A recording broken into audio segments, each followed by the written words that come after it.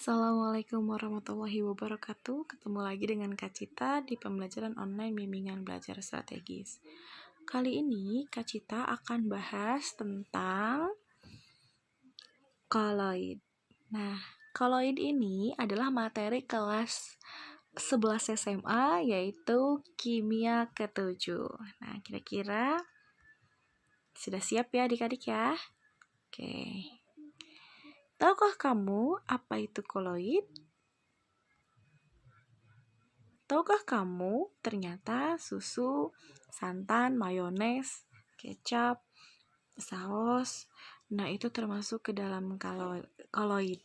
Nah, jadi kira-kira koloid itu apa sih? Oke, Kak Cita akan jelaskan ya. Oke, anak-anak siapkan alat tulisnya. Pengertiannya kurang lebih seperti ini. Koloid yaitu berupa sistem dispersi antara larutan dengan suspensi. Ukuran diameter partikel koloid kurang lebih adalah 10⁻⁷ meter. Nah, kira-kira udah kebayang belum dari pengertiannya? Kalau belum, nanti Kak Cita jelasin lagi. Lanjut ya. Nah, perbedaan antara larutan, koloid, dan suspensi. Kalau Kak Cita jelaskan, seperti ini. Campuran, awalnya kita mulai dari kata campuran. Campuran itu terdiri dari dua macam. Ada campuran homogen dan ada campuran heterogen. Nah, campuran homogen ini adalah campuran yang paling stabil. Kenapa kita bilang stabil? Jadi kalau dia didiamkan, maka tidak akan terbentuk endapan, ya. Tidak akan turun luruh ke bawah dalam membentuk endapan. Jadi tidak bisa dibedakan antara bidang batasnya, antara zat terlarut ataupun zat pelarut. Contoh dari larutan atau campuran homogen ini adalah yang pertama ada larutan gula, larutan garam, larutan sirup, dan lain-lain. Nah, yang paling gampang lagi dia juga tidak bisa disaring. Sedangkan campuran heterogen dia bisa disaring, walaupun dengan menggunakan kertas saring biasa. Jadi ketika dia disaring, di kertas saring tersebut terdapat si endapan terlarutnya. Nah, yang paling gampang lagi untuk membedakannya adalah dia tidak stabil. Kenapa? Karena ketika kita diamkan, maka akan terbentuk endapan. Contohnya adalah si larutan kopi. Nah, ini yang paling gampang, ya. Nah, koloid ini berada di tengah-tengah antara larutan dan suspensi. Kenapa Kak Cita bilang seperti itu? Perhatikan, dia tampak seperti homogen, tapi ternyata tidak. Kenapa? Ketika kita saring dengan menggunakan penyaring ultra, maka di kertas saring ultra tersebut terdapat lemak atau endapan dari si koloid tersebut. Nah, jadi kira-kira sudah mulai ada gambaran ya koloid itu seperti apa. Oke, lanjut ya. Nah, di sini ada jenis-jenis koloid. Sebelum Kak Cita jelaskan tentang jenis-jenis koloid, Kak Cita akan jelaskan dulu tentang kata fase terdispersi dan medium pendispersi. Fase terdispersi adalah bentuk asli dari koloid itu sendiri.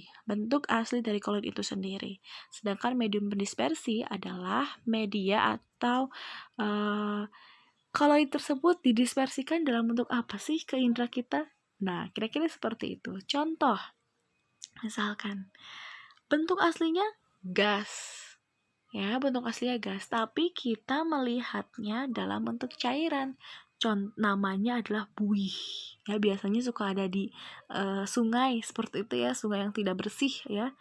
Nah, contohnya adalah busa sabun seperti itu. Nah, selanjutnya misalkan di pegunungan nih, kita merasa ada yang namanya kabut. Nah, yang paling gampang nih, kita merasakannya sih gas, gitu ya. Kita merasakannya dia itu adalah gas, tapi ternyata dia cair, zat cair. Bagaimana Kak Cita bisa tahu dia zat cair? Karena mobil kita seolah-olah seperti habis hujan gitu ya. Perhatikan, namanya adalah aerosol. Nah, jika bentuk pendispersinya adalah gas, maka kita sebut sebagai aerosol. Ingat-ingat ya. Jika dia bentuk aslinya adalah cair, dengan didispersikan terhadap cair lagi dan padat, maka kita sebut sebagai emulsi. Sedangkan kalau bentuk asli dia adalah zat padat, maka dia sebetulnya adalah sol padat. Nah, masih banyak sekali cara untuk menghafalkannya. Lanjut ya, kita ke materi selanjutnya, yaitu adalah sifat-sifat koloid. Sifat koloid yang pertama ada efek Tyndall, selanjutnya ada dialisis, lalu ada adsorpsi, gerak Brown, elektroforesis, koloid pelindung, dan koagulasi. Oke, yang pertama adalah efek Tyndall. Apa itu efek Tyndall? Cara mudahnya seperti ini. Jadi, kalau kita sorot sistem koloid dengan menggunakan lampu ataupun senter, maka si sistem koloid tersebut akan memendarkan cahaya. Kenapa hal ini bisa terjadi? Karena di dalam sistem koloid terdapat tumbukan partikel yang tidak beraturan yang menyebabkan si sinar ataupun cahaya lampu tersebut tidak bisa lolos atau tidak bisa tembus ya terhadap si sistem koloid tersebut. Seperti itu. Jadi, kenapa sih di dalam koloid itu ada yang bertumbukan? Nanti kita jelaskan. Nah, ini adalah contohnya ya. Ini contoh-contohnya. Dan masih banyak lagi contohnya. Lanjut kita ke dialisis. Dialisis ini adalah proses pemisahan zat terdispersi dan pendispersi. Yang paling terkenal yaitu adalah pada pencucian darah. Jadi biasanya dilakukan oleh penderita gagal ginjal yang darahnya atau ginjalnya tidak bisa berfungsi dengan baik, maka darah penderita akan dimasukkan ke dalam suatu alat untuk pencuci darah. Di sana terdapat yang namanya membran semipermeable. Nah, membran semipermeable ini dimaksudkan ketika kita masukkan gitu ya, nanti zat cairnya atau zat koloidnya yang konsentrasi lebih tinggi akan tertahan di membran semipermeable tersebut. Sedangkan yang konsentrasinya lebih rendah akan lolos dari si membran semipermeable tersebut. Nah, itu dialisis. Selanjutnya ada adsorpsi. Apa sih itu adsorpsi? Adsorpsi adalah penyerapan. Salah satu contohnya yaitu adalah penyembuhan sakit perut dengan norit, pemutihan gula tebu, penjernihan air dengan tawas. Ada lagi, contohnya adalah penggunaan deodoran, selanjutnya adalah pewarnaan kain. Jadi gini, adsorpsi itu kurang lebih seperti ini. Koloid itu memiliki muatan. Ya, koloid itu memiliki muatan dan ketika dia terdispersi dalam koloid, ya, zat-zat koloid yang terdispersi dalam koloid dapat memiliki muatan pada permukaannya. Partikel ini menghasilkan gaya van der Waals. Ya, menghasilkan gaya van der Waals sehingga dapat mengikat zat-zat asing. Ya, atau menempel pada permukaan. Nah, pada penyembuhan sakit perut, zat asingnya itu yang kita sebut adalah bakterinya. Seperti itu. Nah, untuk adsorpsi, kira-kira paham ya, intinya penyerapan. Oke. Selanjutnya yaitu adalah gerak Brown. Oke, gerak Brown ini seperti yang Kak Cita tadi jelaskan di efek Tyndall, yaitu gerakan zigzag lurus pada koloid antara fase terdispersi dan pendispersi. Kenapa hal ini bisa terjadi? Karena seperti ini. Koloid itu, ya, sebetulnya gerak Brown ini ditemukan oleh si Robert Brown. Cuma Robert Brown dia hanya menemukan ada gerakan zigzag saja. Dia bingung, maksudnya dia tidak bisa menjelaskan kenapa sih si partikel koloid itu melakukan gerakan zigzag. Baru pada tahun 1905, yaitu Albert Einstein menjelaskan bahwa partikel yang bergerak partikel yang bergerak lurus itu atau zigzag itu adalah terjadi karena adanya tumbukan partikel yang tidak beraturan, ya, tumbukan partikel yang tidak beraturan. Kenapa hal ini terjadi? Agar koloid tidak mudah untuk mengendap. Seperti itu. Selanjutnya adalah elektroforesis. Apa sih itu elektroforesis? Jadi gini, elektroforesis Koloid itu punya muatan. Nah, misalkan ini adalah si elektroda. Ya, ini adalah elektroda. Ini adalah debu. Ini debu. Nah, si elektroda ini kita pasangkan pada alat kotrel. Ya, biasanya pada cerobong-cerobong pabrik. Nah, ingat yang namanya debu adalah koloid. Ini debu. Ini kita sebut sebagai koloid. Nah, debu ini memiliki muatan. Ketika di sini ada yang namanya si alat elektroda, maka dia akan menuju ke si elektroda tersebut. Kalau di sini adalah elektroda positif, maka yang negatif akan menuju ke sini. Gitu ya. Kalau misalkan di sini adalah elektroda negatif, maka yang positif akan menuju ke sini. Nah, migrasinya kita sebut sebagai elektroforesis. Seperti itu. Nah, dia biasanya dipakai pada alat kotrel. Kurang lebih seperti itu untuk elektroforesis. Selanjutnya, yaitu adalah koloid pelindung. Koloid pelindung digunakan, ya, ini ada penambahan lecitin, penambahan kasein, penambahan gelatin, itu semuanya digunakan untuk melindungi koloid agar tidak mudah untuk terjadi penggumpalan. Kurang lebih seperti itu. Selanjutnya yaitu adalah koagulasi. Koagulasi itu adalah penggumpalan. Nah, terbentuknya delta sungai, delta di muara sungai, penggumpalan getah karet lateks, penjernihan air, dan lain-lainnya itu termasuk ke dalam koagulasi. Nah, adik-adik, ini adalah yang terakhir untuk sifat-sifat koloid. Nah, selanjutnya Kak Cita akan menjelaskan tentang proses pembuatan koloid. Proses pembuatan koloid itu ada dua. Yang pertama dengan cara kondensasi dan yang kedua dengan cara dispersi. Nah, kira-kira dengan cara kondensasi itu seperti apa ya? Oke. Cara pembuatan koloid. Cara kondensasi. Oke, kalau Kak Cita jelaskan cara kondensasi seperti ini.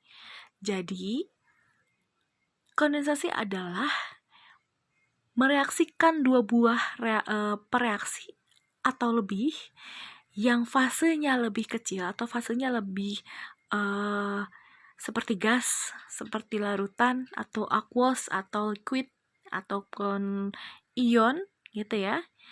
Nah, akan menghasilkan suatu koloid dan koloidnya akan berbentuk endapan. Seperti itu. Ingat-ingat ya, fasenya cair, gas, liquid, ion mungkin, ion juga bisa. Nah, itu akan menghasilkan yang itu endapan. Nah, cara kondensasi ini ada dengan menggunakan 4 cara, yaitu ada cara reduksi, oksidasi, hidrolisis, dekomposisi rangkap, dan yang terakhir adalah pergantian pelarut. Oke, yang pertama adalah cara redoks. Perhatikan, Kak Cita akan menggarisbawahi ini. Kita akan membuat sol. Sol ini kan berarti padat. Padat, ya. Dari apa? Gas, ya. Dari gas dan larutan. Itu yang kita sebut dengan kondensasi. Kurang lebih seperti itu, ya. Selanjutnya, yaitu adalah cara hidrolisis. Perhatikan. Lihat di sini ada hidrolisis. Hidro itu berarti dia adalah air. Nah, lisis itulah pemecahan.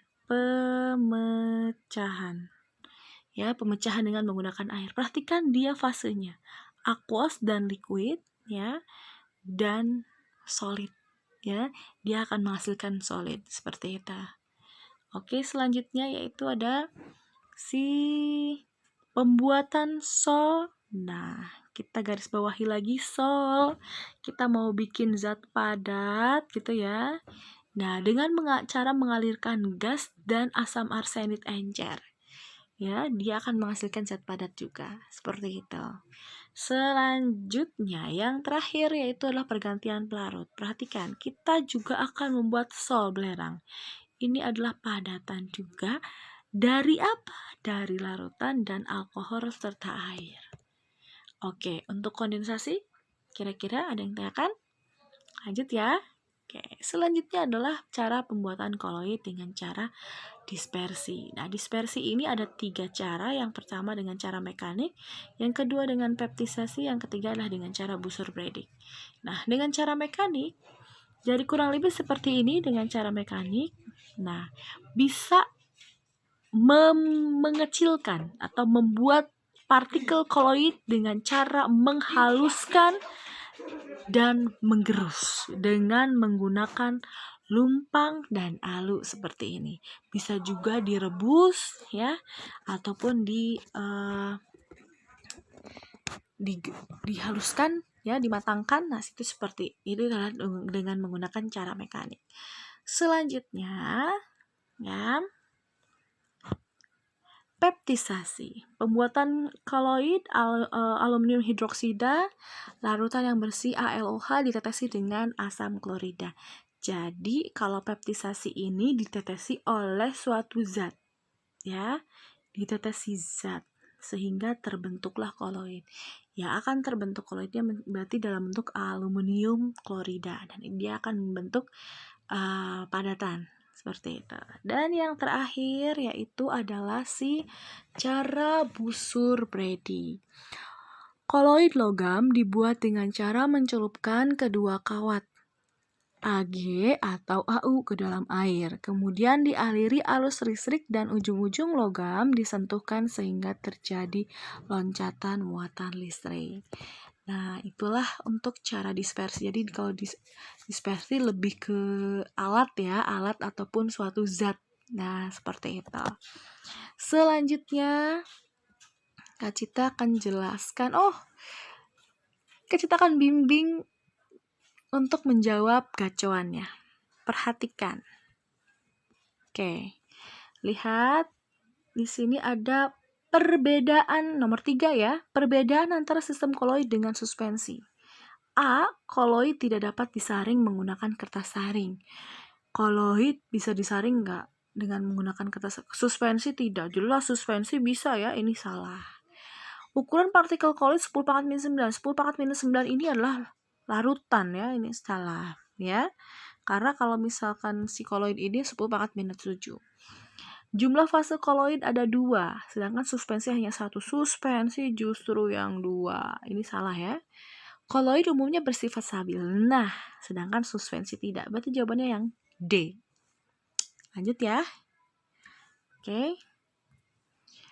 Nomor 7. Perhatikan, sistem koloid yang tersusun dari fase terdispersinya gas. Bentuk aslinya gas ya. Bentuk aslinya gas, sudah pasti dia bukan emosi, karena emosi itu bentuk aslinya adalah cair. Nah, emosi ini cair, sol ini bentuk aslinya adalah padat. Nah, ya. Nah, berarti antara D dan E. Kita lihat fase terdispersinya adalah padatan. Oke, berarti dia adalah buih padat. Contohnya adalah batu apung. Nah, seperti itu. Lanjut. Nomor 12. Nomor 12 yaitu pengaruh cahaya terhadap sistem koloid disebut efek Tyndall. Hal ini terjadi karena, tadi Kak Cita jelaskan ya, terjadi karena adanya gerakan Brown. Gerakan partikel dengan tumbukan yang tidak tidak beraturan sehingga menyebabkan si cahaya tidak bisa masuk atau cahaya tidak bisa diteruskan, malah justru dipendarkan gitu. Lanjut nomor 13. Ini masih ada hubungan dengan nomor 12. Gerakan Brown pada sistem koloid dapat membuat partikel koloid menjadi, dapat bergerak ke segala arah ya, sehingga dapat menghamburkan cahaya. Seperti itu kan, gerakan koloid kan tadi tumbukan yang tidak beraturan gitu kan ya, sehingga dapat menghamburkan cahaya ketika kita sorot seperti itu. Jadi gerakan Brown sama efek Tyndall ada hubungannya ya, ada kaitannya. Oke. Selanjutnya nomor 18. Yang merupakan aplikasi dari sifat koloid adalah sifat koloidnya adsorpsi atau penyerapan. Pemutihan gula pasir, betul ya. Penjernihan air, pembentukan delta di muara sungai, ini koagulasi. pewarnaan kain ini juga betul, adsorpsi, penyadapan karet ya, ini penggumpalan karet, ini koagulasi juga, koagulasi. Berarti jawabannya adalah yang C, 1, 2, dan 4.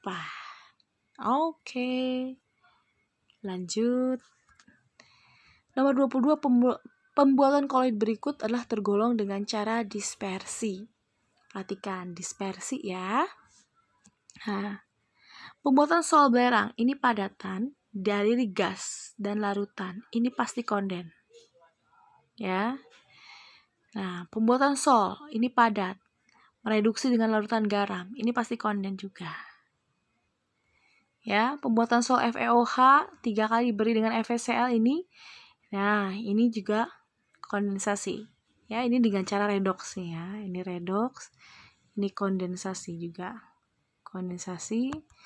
Nah, yang ini baru kondensasi juga yang E.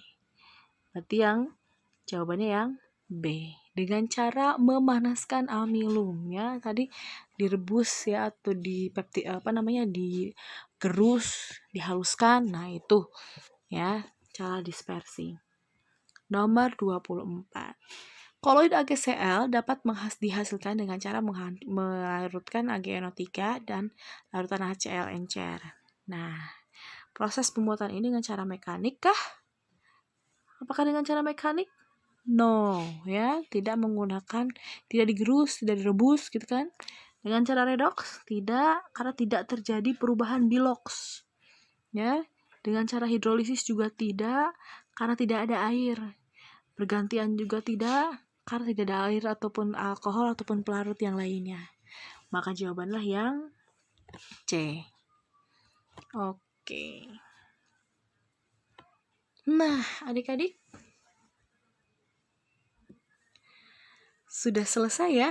Silahkan kerjakan gacoan yang masih belum terisi. Kalau ada yang belum mengerti, silahkan tanyakan. Kimia itu mudah kan? Nah, adik-adik, pada kesempatan yang berbahagia ini, Kak Cita mohon kepada adik-adik semuanya tetap belajar di rumah, tetap jaga kebersihan, cuci tangan pakai sabun, terus makan makanan yang bergizi, olahraga yang teratur, dan jangan lupa jangan jalan-jalan.